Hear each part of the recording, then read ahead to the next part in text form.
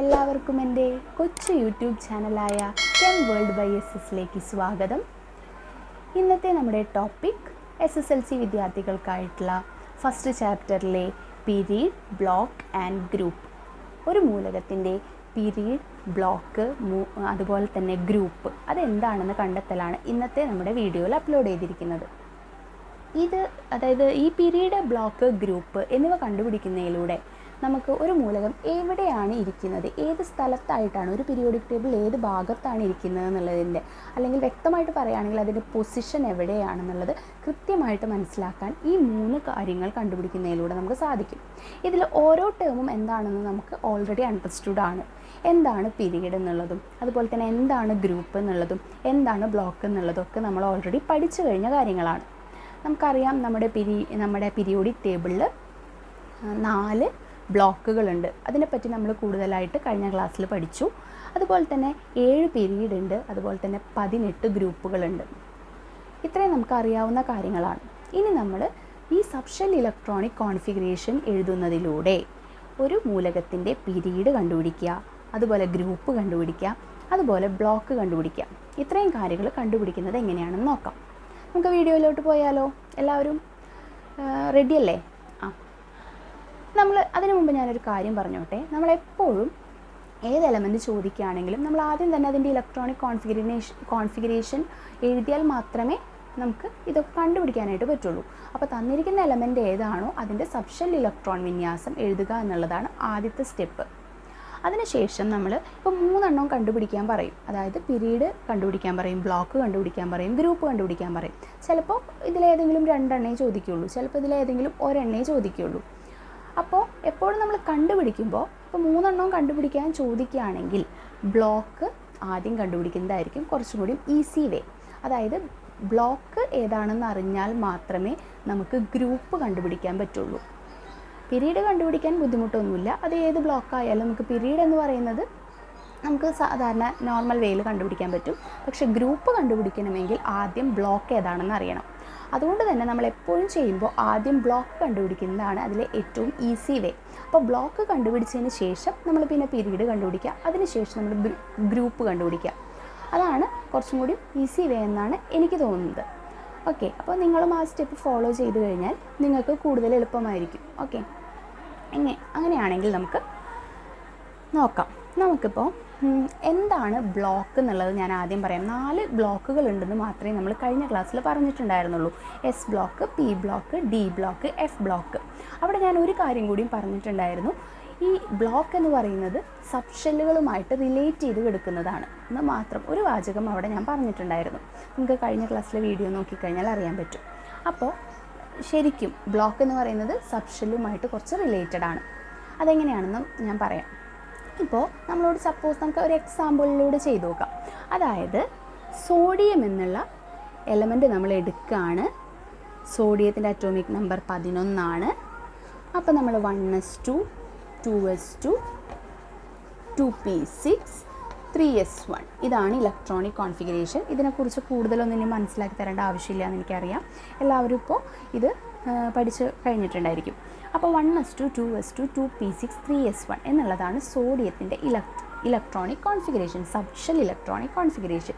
ഇതിൽ നിന്ന് നമുക്ക് എങ്ങനെ ഇതിൻ്റെ ബ്ലോക്ക് കണ്ടുപിടിക്കാം? ഓക്കെ, ആദ്യം ഞാൻ ബ്ലോക്കിനെ പറ്റി പറയാം, അതിനുശേഷം പീരീഡ്, ഗ്രൂപ്പ്. അപ്പോൾ നമുക്ക് ബ്ലോക്ക് ആദ്യം നമുക്ക് കണ്ടുപിടിക്കണം. ബ്ലോക്ക് എന്ന് പറഞ്ഞു കഴിഞ്ഞാൽ എങ്ങനെയാണ് ബ്ലോക്ക് കണ്ടുപിടിക്കുക എന്നുള്ളത് ഞാൻ ഇപ്പോൾ പറയാം. അതായത് നമ്മുടെ അവസാനത്തെ ഇലക്ട്രോൺ എവിടെയാണോ പൂരണം നടക്കുന്നത്, ലാസ്റ്റ് ഇലക്ട്രോൺ ഫില്ല് ചെയ്യുന്നത് എവിടെയാണോ, എവിടെ മീൻസ് ഏത് സബ്ഷെല്ലിലാണോ അവസാന ഇലക്ട്രോൺ വന്ന് നിറയുന്നത് ആ സബ്ഷെല്ലായിരിക്കും അതിൻ്റെ ബ്ലോക്ക്. അതായത് അപ്പോൾ നമുക്ക് ഈ ഒരു എലമെൻ്റ് എടുത്ത് നോക്കുകയാണെങ്കിൽ സോഡിയത്തിൻ്റെ അവസാന ഇലക്ട്രോൺ എന്ന് പറയുന്നത് വന്ന് നിറഞ്ഞത് ഏത് സബ്ഷെല്ലിലാണ്? എസ് സബ്ഷെല്ലിലാണ്. അതുകൊണ്ട് ഇതിൻ്റെ ബ്ലോക്ക് ഏതാണെന്ന് നമുക്ക് പറയാം, എസ് ബ്ലോക്ക് ആണെന്ന് പറയാം. ഓക്കെ, ക്ലിയർ ആയല്ലോ? അതായത് സോഡിയം എന്ന എലമെൻറ്റിൻ്റെ അറ്റോമിക് നമ്പർ 11 നമ്മൾ ആദ്യം ഇലക്ട്രോണിക് കോൺഫിഗറേഷൻ എഴുതി, 1s2, 2s2, 2p6, 3s1 എഴുതി. ലാസ്റ്റ് ഇലക്ട്രോൺ ഫില്ല് ചെയ്യുന്നത് ഏത് സബ്ഷെല്ലാണോ അതായിരിക്കും അതിൻ്റെ ബ്ലോക്ക്. അപ്പോൾ ഈ ഒരു കേസിൽ എസ്സിലാണ് ലാസ്റ്റ് ഇലക്ട്രോൺ ഫില്ലിംഗ് നടന്നത്, അതുകൊണ്ട് അതിൻ്റെ ബ്ലോക്ക് എസ് ആയിട്ട് നമുക്ക് കൺസിഡർ ചെയ്യാം. വേറൊരു എക്സാമ്പിൾ നമുക്ക് നോക്കാം. ക്ലോറിൻ ഞാൻ എപ്പോഴും നിങ്ങൾ കേട്ട് പരിചയമുള്ള എലമെൻറ്റ്സ് ആണ് കൂടുതൽ പറയാറ്. അതുകൊണ്ടാണ് ക്ലോറിനും സോഡിയം ഒക്കെ പെട്ടെന്ന് വരുന്നത്. 1s2, 2s2, 2p6, 3s2, 3p5. ഇതിലാർക്കും സംശയമില്ലല്ലോ 3p5 എന്നുള്ളത്. ഓക്കെ, ഇവിടെ ലാസ്റ്റ് ഇലക്ട്രോൺ എവിടെയാണ് ഫില്ലിംഗ് നടന്നത്? ഏത് സബ്ഷെല്ലിലാണ് ലാസ്റ്റ് ഇലക്ട്രോൺ ഫില്ലിംഗ് നടന്നത്? നമുക്ക് കറക്റ്റായിട്ട് വ്യക്തമായിട്ട് മനസ്സിലാവും ഇത് ലാസ്റ്റ് ഇലക്ട്രോൺ 3pയിലാണ്. അപ്പോൾ ഇതിൻ്റെ ബ്ലോക്ക് നമുക്ക് എന്ത് പറയാം? P block. അപ്പോൾ ക്ലോറിൻ എന്ന് പറയുന്നത് പി ബ്ലോക്കിലാണ്. നേരത്തെ സോഡിയത്തിൻ്റെ ലാസ്റ്റ് ഇലക്ട്രോൺ എസ്സിലായതുകൊണ്ട് എസ് ബ്ലോക്ക്, ഇവിടെ ലാസ്റ്റ് ഇലക്ട്രോൺ പിയിലായതുകൊണ്ട് പി ബ്ലോക്ക്. നെക്സ്റ്റ് വേറൊരു എലമെൻറ്റ് നമുക്ക് കൺസിഡർ ചെയ്യാം, നമ്മുടെ ക്രോമിയം. അപ്പോൾ ക്രോമിയം ഇലക്ട്രോണിക് കോൺഫിഗറേഷൻ എഴുതുമ്പോൾ എല്ലാവരും അതിൻ്റെ ഡിഫറൻസ് ഓർമ്മ വരണം. ക്രോമിയം എന്ന് കേൾക്കുമ്പോൾ തന്നെ ഡിഫറെൻ്റ് ആയിട്ടുള്ള എലമെൻ്റ് ആണെന്നുള്ളത് പെട്ടെന്ന് വരണം. അപ്പോൾ അതിൻ്റെ ഇലക്ട്രോണിക് കോൺഫിഗറേഷൻ്റെ ഇതേപോലെ ആയിരിക്കും കേട്ടോ.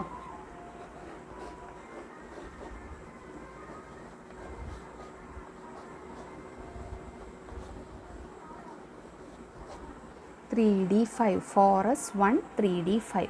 അപ്പോൾ ഇവിടെ അവസാന ഇലക്ട്രോൺ എവിടെയാണ് ഫില്ലിംഗ് നടന്നത്? 4sലാണോ? അല്ല.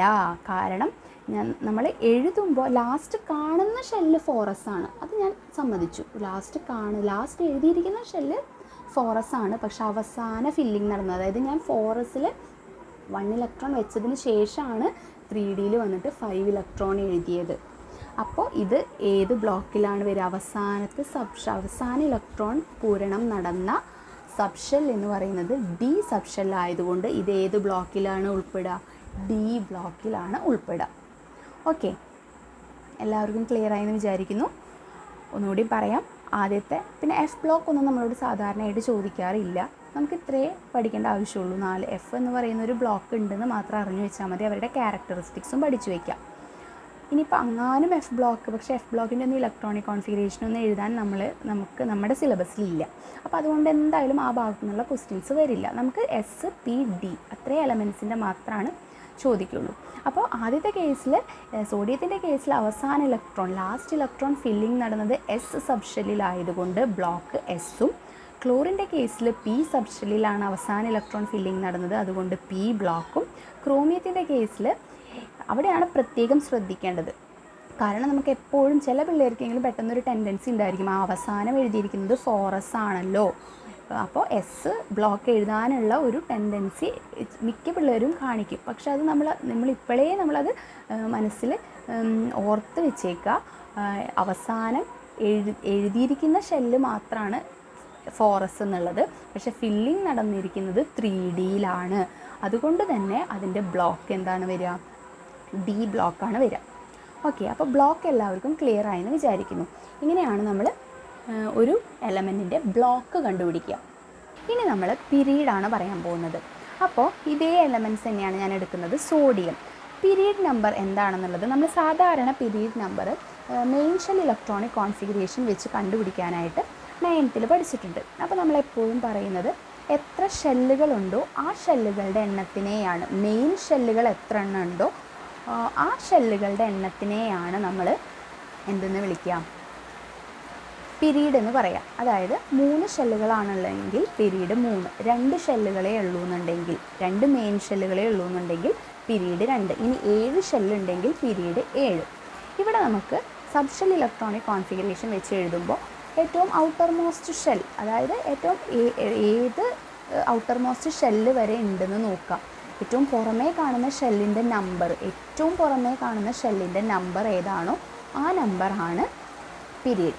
അപ്പോൾ ഈ കേസിൽ നമുക്ക് നോക്കിക്കഴിഞ്ഞാൽ 1s2, 2s2, 2p6, 3s1. അപ്പോൾ ഏറ്റവും പുറമേ ഉള്ള ഷെല്ലിൻ്റെ നമ്പർ എത്രയാണ്? ആദ്യത്തെ ഷെല്ല് 1, രണ്ടാമത്തെ മെയിൻ ഷെല്ല് 2, തേർഡ് ഷെല്ല് എന്ന് പറയുന്നത് 3 ഉണ്ട്. അപ്പോൾ ഏറ്റവും പുറമേയുള്ള ഷെല്ലായ 3 ആണ് അതിൻ്റെ പീരീഡ്. അപ്പോൾ സോഡിയം ഏത് പീരീഡിലാണ് കിടക്കുന്നത്? തേർഡ് പീരീഡിലാണ് കിടക്കുന്നത്. ഓക്കെ, ഇനി അടുത്തത് ക്ലോറിൻ്റെ കേസിൽ നോക്കുകയാണെങ്കിൽ ഒന്നാമത്തെ ഷെല്ല് 2sഉം 2pയും, രണ്ടാമത്തെ മെയിൻ ഷെല്ല് 3s 3p മൂന്നാമത്തെ മെയിൻ ഷെൽ. അപ്പോൾ ഏറ്റവും ഔട്ടർ മോസ്റ്റ് ഷെൽ എന്ന് പറയുന്നത് 3 ആണ്. അപ്പോൾ ക്ലോറിൻ്റെ പീരീഡ് 3. അതുപോലെ തന്നെ ക്രോമിയം നോക്കാം. ക്രോമിയം നോക്കുമ്പോൾ 1s, അത് കഴിഞ്ഞ് 2 രണ്ടാമത്തെ ഷെല്ല്, മൂന്നാമത്തെ ഷെല്ല്, അത് കഴിഞ്ഞ് 4 കൂടി വന്നിട്ടുണ്ട്. 4 നാലാമത്തെ ഷെല്ലിലെ എസ് സബ് ഷെല്ലിലും കൂടി ഇലക്ട്രോൺ ഫില്ലിംഗ് നടന്നിട്ടുള്ളത് കൊണ്ട് അവിടുത്തെ പീരീഡ്, ക്രോമിയത്തിൻ്റെ പീരീഡ് നമ്പർ 4 ആണ്. അപ്പോൾ നമുക്ക് ഇത്രയും മനസ്സിലാക്കേണ്ട ആവശ്യമുള്ളൂ. ഏറ്റവും അവസാനത്തെ ഷെല്ലിൻ്റെ നമ്പർ, ഏറ്റവും, അല്ലെങ്കിൽ ഒരു കാര്യം കൂടി വേണമെങ്കിൽ എളുപ്പത്തിന് വേണമെങ്കിൽ പറയാം. നമ്മൾ ഈ ലെഫ്റ്റ് സൈഡിൽ ഇങ്ങനെ കാണുന്ന നമ്പറുകളുണ്ടല്ലോ, മുകളിൽ എഴുതിയിരിക്കുന്ന നമ്പറുകളല്ല, ലെഫ്റ്റ് സൈഡിൽ 1 2 2 3 എന്നീ നമ്പറുകളിൽ ഏറ്റവും വലിയ നമ്പർ ഏതാണോ അതായിരിക്കും പീരീഡ്. അപ്പോൾ ഈ ഒരു കേസിൽ നോക്കുകയാണെങ്കിൽ, ഇങ്ങനെ നോക്കുകയാണെങ്കിൽ ഏറ്റവും വലിയ നമ്പർ 4 ആണ്. അതുകൊണ്ട് ക്രോമിയത്തിൻ്റെ പീരീഡ് 4. ഈ കേസിലാണെങ്കിൽ ലെഫ്റ്റ് സൈഡിൽ ഏറ്റവും വലിയ നമ്പർ നോക്കുകയാണെങ്കിൽ 3 ആണ് ഏറ്റവും വലിയ നമ്പർ. അപ്പോൾ പീരീഡ് നമ്പർ 3. ഞാൻ ഈ ഏറ്റവും വലിയ നമ്പർ എന്ന് പറയുമ്പോൾ ചില കുട്ടികൾ പെട്ടെന്ന് മുകളിലെ നമ്പറുകൾ ശ്രദ്ധിക്കും. അങ്ങനെ ശ്രദ്ധിക്കരുത്. ലെഫ്റ്റ് സൈഡിലെ നമ്പറുകളിൽ ഏറ്റവും വലിയ നമ്പറാണ് അതിൻ്റെ പീരീഡ്. അത് ഞാൻ ജസ്റ്റ് ക്ലൂ പോലെ പറഞ്ഞു തന്നു, നിങ്ങൾക്ക് എളുപ്പത്തിന് വേണ്ടി പറഞ്ഞു തന്നു. പക്ഷേ ശരിക്കും പറയുകയാണെങ്കിൽ ഔട്ടർ മോസ്റ്റ് ഷെൽ, ഏറ്റവും പുറമേയുള്ള ഷെല്ലിൻ്റെ നമ്പറാണ് ഓരോ എലമെൻറ്റിൻ്റെയും പീരീഡ്. ഓരോ മൂലകത്തിൻ്റെയും പീരീഡ് എങ്ങനെയാണ് കണ്ടുപിടിക്കുക? അവരുടെ അവസാന ഇലക്ട്രോൺ ഫില്ല് ചെയ്തിരിക്കുന്ന സബ് ഷെല്ലിൻ്റെ നമ്പർ നോക്കുക. അവസാന ഇലക്ട്രോൺ ഫില്ല് ചെയ്ത സബ് ഷെല്ലിൻ്റെ നമ്പർ എന്നല്ല, ഏറ്റവും പുറമേക്ക് എടുക്കുന്ന സബ് ഷെൽ നമ്പർ, ഏറ്റവും പുറമേയുള്ള സബ് ഷെൽ നമ്പറാണ് ഓരോ മൂലകത്തിൻ്റെയും പീരീഡ്. അല്ലെങ്കിൽ നമുക്ക് എങ്ങനെ പറയാം, ലെഫ്റ്റ് സൈഡിൽ എഴുതിയിരിക്കുന്ന നമ്പറുകൾ ഏറ്റവും വലുതാണ് ഓരോ മൂലകത്തിൻ്റെയും പീരീഡ് നമ്പർ. ഇങ്ങനെയാണ് നമ്മൾ പീരീഡ് കണ്ടുപിടിക്കുക. അപ്പോൾ എല്ലാവർക്കും ക്ലിയർ ആയല്ലോ. അടുത്തതായിട്ട് നമുക്ക് ഗ്രൂപ്പാണ് കണ്ടുപിടിക്കേണ്ടത്. ഗ്രൂപ്പ് കണ്ടുപിടിക്കണമെങ്കിൽ ഞാൻ പറഞ്ഞു, ഗ്രൂപ്പ് കണ്ടുപിടിക്കണമെങ്കിൽ ബ്ലോക്ക് ആദ്യം കണ്ടുപിടിക്കണം. ഏത് ബ്ലോക്കാണെന്ന് അറിഞ്ഞാൽ മാത്രമാണ് എന്ത് കണ്ടുപിടിക്കാൻ പറ്റുക? ഗ്രൂപ്പ് കണ്ടുപിടിക്കാൻ പറ്റുക. ഓക്കെ, അപ്പോൾ എങ്ങനെയാണ് ഗ്രൂപ്പ് കണ്ടുപിടിക്കുക എന്ന് നോക്കാം. നമുക്കിപ്പോൾ എസ് ബ്ലോക്ക് എലമെൻറ്റിൻ്റെ ഗ്രൂപ്പാണെങ്കിൽ നമ്മൾ ഗ്രൂപ്പ് കണ്ടുപിടിക്കേണ്ടത് എസ്സിലെ ഇലക്ട്രോൺ, അതായത് അവസാന സബ്ഷെൽ ഇലക്ട്രോണിക് കോൺഫിഗറേഷനിലെ എസ്സിലെ ഇലക്ട്രോൺ, അവസാന എസ് സബ്ഷെൽ ഉണ്ടായിരിക്കുമല്ലോ, ആ എസ് സബ്ഷെല്ലിൽ എത്ര ഇലക്ട്രോൺ ഉണ്ടോ അതായിരിക്കും ആ എലമെൻറ്റിൻ്റെ ഗ്രൂപ്പ് നമ്പർ. അതായത് ബ്ലോക്ക് എസ് ആണെങ്കിൽ ആ എലമെൻറ്റ് കിടക്കുന്നത് എസ് ബ്ലോക്കിലാണെങ്കിൽ, അപ്പം നമ്മൾ ആ എസ് സബ്ഷെല്ലിൽ, അവസാനത്തെ എസ് സബ്ഷെല്ലിൽ എത്ര ഇലക്ട്രോൺ ഉണ്ടെന്ന് നോക്കാം. അപ്പോൾ എസ്സിലെ തന്നെ ഇലക്ട്രോണുകളുടെ എണ്ണം എഴുതി കഴിഞ്ഞാൽ അതിൻ്റെ ഗ്രൂപ്പ് നമുക്ക് കിട്ടും. ഇനിയിപ്പോൾ ഒരു എലമെൻറ്റ് പി ബ്ലോക്കിലാണ് ഇൻക്ലൂഡ് ചെയ്തിരിക്കുന്നതെന്ന് വിചാരിക്കുക. പി ബ്ലോക്ക് എലമെൻ്റാണ് നമുക്ക് തന്നിരിക്കുന്നത്. അത് നമുക്ക് നോക്കിയാൽ മനസ്സിലാവുമല്ലോ. സബ്ഷെൽ, അവസാന സബ്ഷെൽ, അവസാന ഇലക്ട്രോൺ വന്ന് ഫില്ല് ചെയ്തിരിക്കുന്നത് ഏത് സബ്ഷെല്ലാണെന്ന് നോക്കി. അപ്പോൾ പി സബ്ഷെല്ലാണെന്ന് മനസ്സിലായി. അപ്പോൾ അത് പി ബ്ലോക്ക് ആണെന്ന് മനസ്സിലായി. അങ്ങനെയാണെങ്കിൽ അതിൻ്റെ ഗ്രൂപ്പ് എങ്ങനെയാണ് കണ്ടുപിടിക്കാം? പിയിലെ ഇലക്ട്രോണിൻ്റെ ഒപ്പം 12 ആഡ് ചെയ്യുക. അപ്പോൾ എവിടെ നിന്നാണ് ടീച്ചറെ ഈ 12 വന്നത്? എങ്ങനെയാണ് ഈ 12 വന്നത്? അത് നമ്മുടെ ഈ പീരിയോഡിക് ടേബിൾ ഒന്ന് നോക്കുക. ഇവിടെ കാണാം പി ബ്ലോക്ക് ആരംഭിക്കുന്നത് 13th ഗ്രൂപ്പ് മുതലാണ്. അപ്പോൾ 13th ഗ്രൂപ്പിന് മുമ്പിൽ എത്ര ഗ്രൂപ്പുകളുണ്ട്? 12 ഗ്രൂപ്പുകളുണ്ട്. 12 ഗ്രൂപ്പുകൾ കഴിഞ്ഞതിന് ശേഷമാണ് പി ബ്ലോക്ക് എലമെൻറ്റ്സ് ആരംഭിക്കുന്നത്. ആ 12 ആണ്, അതായത് മുമ്പിൽ പീരിയോഡിക് ടേബിളിൽ ഒരു പി ബ്ലോക്ക് എലമെൻറ്റ് ആരംഭിക്കുന്നതിന് മുമ്പ് 12 ഗ്രൂപ്പുകൾ ഉണ്ട്. ആ 12 ഗ്രൂപ്പുകളെയാണ് ഈ 12 എന്ന നമ്പർ കൊണ്ട് റെപ്രസെൻ്റ് ചെയ്യുന്നത്. ഓക്കെ, അങ്ങനെയാണ് അവിടെ 12 വന്നത്. അപ്പോൾ എസ് ആണെങ്കിൽ, എസ് ബ്ലോക്ക് എലമെൻ്റ് ആണെങ്കിൽ എസ്സിലെ ഇലക്ട്രോൺ, പി ബ്ലോക്ക് എലമെൻ്റ് ആണെങ്കിൽ പിയിലെ ഇലക്ട്രോൺ പ്ലസ് 12 ആഡ് ചെയ്യുക. ഇനി ഡി ബ്ലോക്ക് എലമെൻ്റ് ആണെങ്കിൽ, ഡിയിലെ ഇലക്ട്രോൺ, അവസാനത്തെ ഡിയിലെ ഇലക്ട്രോൺ പ്ലസ് തൊട്ടടുത്തൊരു എസ് ഉണ്ടായിരിക്കുമല്ലോ, അതായത് 3D 4s എന്നല്ലേ. അപ്പോൾ 3Dയിലെ ഇലക്ട്രോണും ഒപ്പം കിടക്കുന്ന 4sലെ ഇലക്ട്രോണിൻ്റെ എണ്ണവും തമ്മിൽ ആഡ് ചെയ്ത് കഴിഞ്ഞാൽ നമുക്ക് ഡി ബ്ലോക്ക് എലമെൻറ്റിൻ്റെ ഗ്രൂപ്പ് കണ്ടുപിടിക്കാം. അപ്പോൾ എസ് ബ്ലോക്ക് എലമെൻ്റ് ആണെങ്കിൽ എസ്സിലെ ഇലക്ട്രോണുകളുടെ എണ്ണം കണ്ടുപിടിച്ചാൽ ഗ്രൂപ്പ് കിട്ടും. പി ബ്ലോക്ക് എലമെൻ്റ് ആണെങ്കിൽ പിയിലെ ഇലക്ട്രോണിൻ്റെ ഒപ്പം 12 ആഡ് ചെയ്തതിൽ ഗ്രൂപ്പ് കിട്ടും. ഡി ബ്ലോക്ക് എലമെൻ്റ് ആണെങ്കിൽ ഡിയിലെ ഇലക്ട്രോണിൻ്റെ ഒപ്പം എസ്സിലെ ഇലക്ട്രോൺ കൂടി ആഡ് ചെയ്ത് കഴിഞ്ഞാൽ നമുക്ക് ആ ബ്ലോക്ക് എലമെൻറ്റിൻ്റെ ഗ്രൂപ്പ് കണ്ടുപിടിക്കാനായിട്ട് സാധിക്കും. നിങ്ങൾക്ക് ഇത് എക്സാമ്പിളുകൾ കൂടുതൽ ചെയ്യുമ്പോൾ നമുക്ക് കൂടുതലത് മനസ്സിലാവും. അപ്പോൾ ഇതൊക്കെയാണ് ഞാൻ എഴുതി വെച്ചിരിക്കുന്ന എക്സാമ്പിളുകൾ. നമുക്ക് നോക്കാം. സെയിം എലമെൻറ്റ്സ് തന്നെയാണ് ഞാൻ എടുത്തത്. നേരത്തെ പീരീഡും ബ്ലോക്കും കണ്ടുപിടിച്ചത് എലമെൻറ്റ്സ് തന്നെയാണ് ഇവിടെ എടുത്തിട്ടുള്ളത്. ആദ്യം നമ്മൾ സോഡിയം എലമെൻറ്റിൻ്റെ കേസാണ് ഇവിടെ പറഞ്ഞിട്ടുള്ളത്. സോഡിയം എലമെൻറ്റിൻ്റെ ഇലക്ട്രോണിക് കോൺഫിഗറേഷൻ എഴുതി. അപ്പോൾ നമുക്ക് അതിൽ ലാസ്റ്റ് ഇലക്ട്രോൺ ഫില്ലിംഗ് നടന്നത് എസ്സിലായതുകൊണ്ട് അതിൻ്റെ ബ്ലോക്ക് എസ് ആണെന്നുള്ളത് നമ്മൾ കണ്ടുപിടിച്ച് കഴിഞ്ഞു. അപ്പോൾ എസ് ബ്ലോക്ക് എലമെൻ്റ് ആയതുകൊണ്ട് അതിൻ്റെ ഗ്രൂപ്പ് എങ്ങനെയാണ് കണ്ടുപിടിക്കുക? എസ് ബ്ലോക്ക് എലമെൻ്റ് ആണെങ്കിൽ എസ്സിൽ എത്ര ഇലക്ട്രോൺ ഉണ്ട്, അവസാന എസ് സബ്ഷെല്ലിൽ എത്ര ഇലക്ട്രോൺ ഉണ്ട് എന്നുള്ളത് നോക്കിയാൽ മതി. അപ്പോൾ ഇവിടുത്തെ കേസിൽ അവസാന ഇലക്ട്രോൺ നിങ്ങളൊന്ന് നോക്കിയേ, അവസാനത്തെ എസ്സിൽ 1 ഇലക്ട്രോൺ ആണ്. അപ്പോൾ അതുകൊണ്ട് അതിൻ്റെ block S block, S block. അതിൻ്റെ ഗ്രൂപ്പ് നമ്പർ എത്രയാണ്? 1. സംശയമൊന്നുമില്ലല്ലോ. അതുപോലെ തന്നെ ഇനി ക്ലോറിൻ എടുക്കുക. 1s2, 2s2, 2p6, 3s2, 3p5. അവസാന ഇലക്ട്രോൺ ഫില്ലിംഗ് നടന്നത് പിയിലായതുകൊണ്ട് പി ബ്ലോക്ക്. പി ബ്ലോക്ക് ആണെങ്കിൽ പിയിലെ ഇലക്ട്രോൺ +12, പിയിൽ 5 ഇലക്ട്രോൺ. അവസാനത്തെ പി മാത്രമേ നോക്കണ്ടൂ. പിയിൽ 5 ഇലക്ട്രോൺ ഒപ്പം 12, 5 + 12 എത്ര കിട്ടുക? 17. അപ്പോൾ അതിൻ്റെ ഗ്രൂപ്പ് നമ്പർ നമുക്ക് എത്ര കിട്ടി? 17. സംശയമൊന്നുമില്ലല്ലോ. അതുപോലെ തന്നെ ക്രോമിയത്തിൻ്റെ കേസ് എടുത്തു. ഇതേപോലെ നമ്മൾ ഇലക്ട്രോണിക് കോൺഫിഗറേഷൻ എഴുതി. ഇത് ഏത് എലമെൻറ്റാണ്? എസ് അല്ല, എസ് ബ്ലോക്ക് എലമെൻ്റ് അല്ല കേട്ടോ. എസ് അവസാനം എഴുതിയിരിക്കുന്നു എന്നുള്ളൂ. അവസാന ഇലക്ട്രോൺ ഫില്ലിംഗ് നടന്നത് ഡിയിലായതുകൊണ്ട് ഇത് ഡി ബ്ലോക്കാണ്. ഡി ബ്ലോക്ക് എലമെൻ്റ് ആണെങ്കിൽ അതിൻ്റെ ഗ്രൂപ്പ് കണ്ടുപിടിക്കുന്നത് ഡിയിലെ ഇലക്ട്രോൺ പ്ലസ് എസ്സിലെ ഇലക്ട്രോൺ. ഡിയിലെ ഇവിടെ കിടക്കുന്ന ഇലക്ട്രോണിൻ്റെ ഒപ്പം തൊട്ടടുത്ത് കിടക്കുന്ന എസ്സിലെ ഇലക്ട്രോൺ, അതായത് 5 + 1 എത്രയാണ് ആൻസർ? 6. അപ്പോൾ ക്രോമിയം ഏത് ഗ്രൂപ്പിലാണ് കിടക്കുന്നത്? 6th ഗ്രൂപ്പിലാണ് കിടക്കുന്നത്. ഇങ്ങനെയാണ് നമ്മൾ ഗ്രൂപ്പ് കണ്ടുപിടിക്കുക. ഞാനിപ്പോൾ ഇവിടെ കോബാൾട്ടിൻ്റെ ആണ് എടുക്കണേ. കോബാൾട്ടിൻ്റെ atomic number 27. 1s2, 2s2, 2p6, 3s2, 3p6, 3d 4sൽ 2 ഇലക്ട്രോൺ ഫില്ല് ചെയ്തതിന് ശേഷം 3dയിൽ 7 ഇലക്ട്രോൺസ്. അപ്പോൾ അതിൻ്റെ ഇലക്ട്രോണിക് കോൺഫിഗറേഷൻ നമുക്ക് കിട്ടി. അപ്പോൾ ഇത് ഗ്രൂപ്പ്, പീരീഡ്, ബ്ലോക്ക് കണ്ടുപിടിക്കണമെങ്കിൽ ആദ്യത്തെ സ്റ്റെപ്പ് ഇലക്ട്രോണിക് കോൺഫിഗറേഷൻ എഴുതുക എന്നുള്ളതാണ്. ഓക്കെ, അപ്പോൾ അത് നമ്മൾ ഫസ്റ്റ് സ്റ്റെപ്പ് നമ്മുടെ കംപ്ലീറ്റ് ആയി. നെക്സ്റ്റ് നമുക്ക് ബ്ലോക്ക് കണ്ടുപിടിക്കണം. ഞാൻ പറഞ്ഞു ആദ്യം ബ്ലോക്ക് കണ്ടുപിടിക്കുന്നതാണ് കുറച്ചും കൂടി ഈസി വേ. അപ്പോൾ ആദ്യം നമ്മൾ ബ്ലോക്ക് കണ്ടുപിടിക്കുക. ബ്ലോക്ക് നമുക്ക് എങ്ങനെ കാണാം? എന്താണ് ബ്ലോക്ക്? അവസാന ഇലക്ട്രോൺ ഫില്ലിംഗ് ചെയ്ത സബ്ഷെൽ, ലാസ്റ്റ് ഇലക്ട്രോൺ പൂരണം നടന്ന സബ്ഷെൽ ഏതാണോ അതായിരിക്കും ബ്ലോക്ക്. ഞാനിവിടെ 4sൽ ഫില്ല് ചെയ്തതിന് ശേഷമാണ് 3dയിൽ ഫില്ല് ചെയ്തത്. അതുകൊണ്ട് ഇതിൻ്റെ ബ്ലോക്ക് ഡി ബ്ലോക്ക്. സംശയമൊന്നുമില്ലല്ലോ. അവസാന ഇലക്ട്രോൺ വന്ന് നിറഞ്ഞത് ഡിയിലായതുകൊണ്ട് ഡി ബ്ലോക്ക്. ഇനി നമുക്ക് പീരീഡ് നമ്പർ കണ്ടുപിടിക്കണം. പീരീഡ് എന്ന് പറയുന്നത് ഔട്ടർ മോസ്റ്റ് ഷെൽ നമ്പർ, ഏറ്റവും പുറമേയുള്ള ഷെൽ നമ്പർ. ഏറ്റവും പുറത്ത് കിടക്കുന്ന ഷെൽ ഏതാ? 4th ഷെല്ല് അല്ലേ? ഏറ്റവും പുറമേ കിടക്കുന്ന ഷെല്ല് 4th ഷെൽ. അതല്ലെങ്കിൽ ഞാനൊരു മാർഗം പറഞ്ഞത് ലെഫ്റ്റ് സൈഡിൽ എഴുതിയിരിക്കുന്ന നമ്പറുകളിൽ ഏറ്റവും വലിയ നമ്പർ, ലെഫ്റ്റ് സൈഡിൽ 1 2 2 3 3 3 4, അതിലേറ്റവും വലിയ നമ്പർ ഏതാ? 4 അല്ലേ? അതാണ് നമ്മുടെ പീരീഡ് നമ്പർ. അപ്പോൾ പീരീഡ് നമുക്ക് 4 എന്ന് കിട്ടി, ബ്ലോക്ക് നമുക്ക് ഡി എന്ന് കിട്ടി. ഇനി നമുക്ക് ഗ്രൂപ്പ് കൂടി കണ്ടുപിടിക്കണം. ബ്ലോക്ക് ഏതാണെന്ന് അറിഞ്ഞാൽ ഗ്രൂപ്പ് കണ്ടുപിടിക്കുന്നത് ഈസിയാണ്. ബ്ലോക്ക് ഡി ആയതുകൊണ്ട് നമ്മുടെ ഫോർമുല എന്താ? ഡിയിലെ ഇലക്ട്രോൺ പ്ലസ് എസ്സിലെ ഇലക്ട്രോൺ. ഡിയിൽ എത്ര ഇലക്ട്രോണാണ്? 7 ഇലക്ട്രോൺ. തൊട്ടടുത്ത് എടുക്കുന്ന എസ്സിലെ ഇലക്ട്രോൺ 2. അപ്പോൾ 7 + 2. അതിൻ്റെ ഗ്രൂപ്പ് ഏതാണ്? 9th ഗ്രൂപ്പിലാണ് ആര് ഉൾപ്പെട്ടിരിക്കുന്നത്? കൊബാൾട്ട് ഇൻക്ലൂഡ് ആയിരിക്കുന്നത്. അപ്പോൾ ഇത്രയാണ് നമ്മുടെ ഇന്നത്തെ ടോപ്പിക്ക്.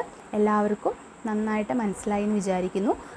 പീരീഡ് കണ്ടുപിടിക്കാനും ബ്ലോക്ക് കണ്ടുപിടിക്കാനും ഗ്രൂപ്പ് കണ്ടുപിടിക്കാനും ഏത് കണ്ടുപിടിക്കാനാണെങ്കിലും ആ തന്നിരിക്കുന്ന എലമെൻറ്റിൻ്റെ ഇലക്ട്രോണിക് കോൺഫിഗറേഷൻ എഴുതുക എന്നുള്ളതാണ് ഫസ്റ്റ് സ്റ്റെപ്പ്. അതിനുശേഷം ബ്ലോക്ക് കണ്ടുപിടിച്ച് വെക്കുന്നതാണ് കുറച്ചും കൂടി നല്ലത്. ബ്ലോക്ക് കണ്ടുപിടിച്ചാലേ നമുക്ക് ഗ്രൂപ്പ് അറിയാൻ പറ്റൂ.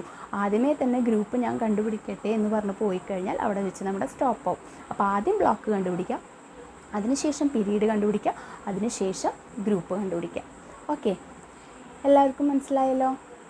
ഓക്കെ, അപ്പോൾ നിങ്ങൾക്ക് എൻ്റെ വീഡിയോ ഇഷ്ടപ്പെട്ടെങ്കിൽ ലൈക്ക് ചെയ്യുക, ഷെയർ ചെയ്യുക ആൻഡ് സബ്സ്ക്രൈബ്. Thank you.